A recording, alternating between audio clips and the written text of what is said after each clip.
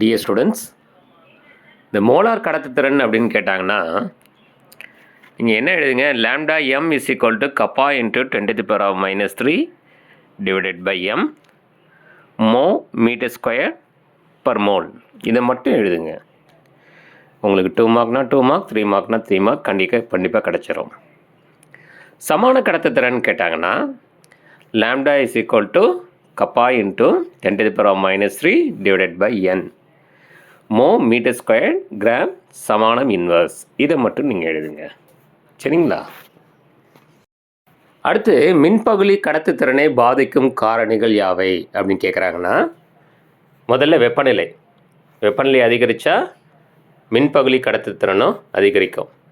அடுத்தது நீர்த்தல், இதுவும் அதிகரித்தா கடத்துத்திறன் அதிகரிக்கும். அதுக்கப்புறம் மின்காப்பு மாறிலி அதிகரித்தா கடத்துத்திறன் அதிகரிக்கும். அடுத்தது பாகுநிலைத்தன்மை. இந்த பாகுநிலைத்தன்மை குறைஞ்சா மின்பகுளி கடத்துத்திறன் அதிகரிக்கும். இந்த 4 பாயிண்ட்டும் நீங்கள் சொல்லுங்கள். 3 மார்க்னா 3 மார்க் அல்லது 2 மார்க்னா 2 மார்க் நிச்சயமாக கிடைக்கும்.